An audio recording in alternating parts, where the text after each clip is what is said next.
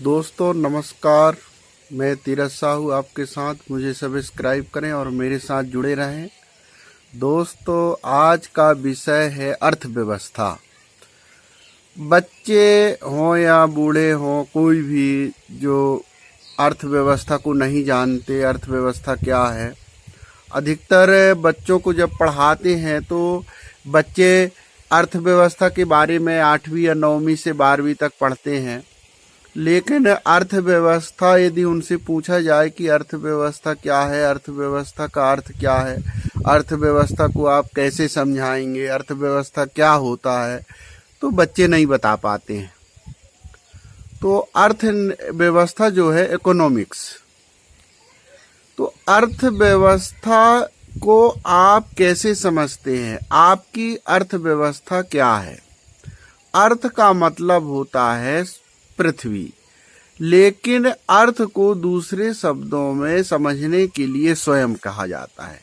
स्वयं की व्यवस्था, अर्थव्यवस्था। जैसे आपका पर्सनली अर्थव्यवस्था क्या है, एक समझते हैं कि अर्थव्यवस्था शब्द जो है, पर्सनली अर्थव्यवस्था क्या होता है। अब पर्सनली अर्थव्यवस्था में दोस्तों, जैसे छात्र से हम पूछते हैं कि आपकी वर्तमान अर्थव्यवस्था क्या है, छात्र को खड़े होकर हमने पूछा तो छात्र कुछ बता नहीं पाता है। लेकिन उस समय छात्र के पास क्या होते हैं, कपड़े होते हैं, जूते होते हैं, ड्रेस, स्कूल का ड्रेस होता है, पेन होता है, बस्ता होता है, किताब कापियां होती हैं, पुस्तकें होती है। तो कक्षा में छात्र की अर्थव्यवस्था जो है, जिस स्थिति में है छात्र, उसके पास जो भी सामग्री है वह सामग्री छात्र की अर्थव्यवस्था हो गई दोस्तों। वैसे ही परिवार की अर्थव्यवस्था होती है। अब एक छात्र का हमने उदाहरण बता दिया है आपको। अब परिवार में क्या होता है, परिवार में जो है खाने पीने का है, खेत है, आपकी दुकान है, व्यापार है या अन्य चीजें हैं, वो आपकी अर्थव्यवस्था हो गई परिवार की।